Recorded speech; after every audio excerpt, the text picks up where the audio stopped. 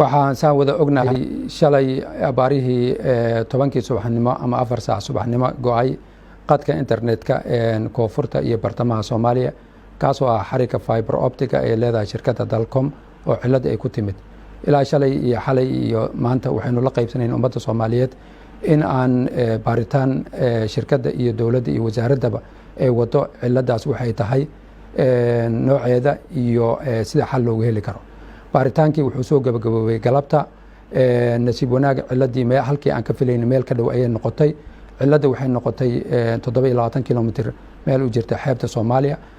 xarigii oo aan ka baqayno inuu go'ay ma uusan go'in wuxuu noqday dhaawac kaasoo keenay in xaraaradii ama dabkii uu keeni lahaa aad u yaraaday marka xal ku meel gaar ah ayaanu u helnay oo halkii awal uu ku xirnaa kor sii aadi jiray Port Said ama Suudaan oo halka London ee adduunyada ka sii gali jiray maadaama aysan jirin xaraarad ama dab ku filan waxaa dib loogu weeciyay Mombasa halkaas ayuu kala qabsanaya oo adduunyada oo ka sii aadaya marka xal ku meel gaar ah ayaynu u helnay xaaladii ilaa xalay iyo shalay cakirneed internetka laakiin waa xal ku meel gaar ah waxaa la dalbay markabkii iyo dayactirka sameey lahaa oo hagaaji lahaa waxaanu rajaynaynaa mustaqbalka dhow in maartay si dhab ah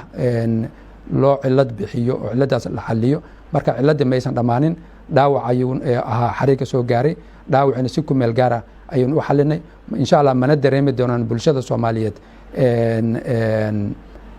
halkaas ku meel gaarka ah laakiin waxaan u sheegaynaa inuusan cilada dhamaanin xalku uu yahay ku meel gaar laakiin dhawaan aan rajay doono in maartay xalka oo dhameystiran maraakiibtaas markay ayna soo gaaraan marka waxaan ugu bashaaraynaa ummadda Soomaaliyeed inuu dhibkii hadda uu ka yaraaday culayska uu ka yaraaday waxaan ugu mahadcelinaa dhammaan shirkadihii nagala qayb qaatay shalay iyo xalay iyo maanta in culayska laga yareeyo isla markaasna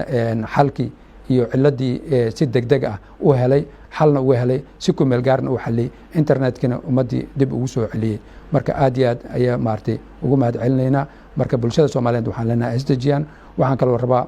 fursaddan inaan ugu faa'iideysto ilaa iyo xalay iyo saaki wax la isdhexmaray oo ah in la siyaasadeeyo xarig ka go'ay badda gudaheeda waxba kama jiraan inay yihiin waa cilad farsamo 27 kilomitir meel u jirta ka go'day la helay si ku meel gaaran loo xalli si maartay joogto ah halkeeda dhawaan maraakiibta markayna soo gaaraan aan u guda gali doono dadkan ay nala qaybsan doono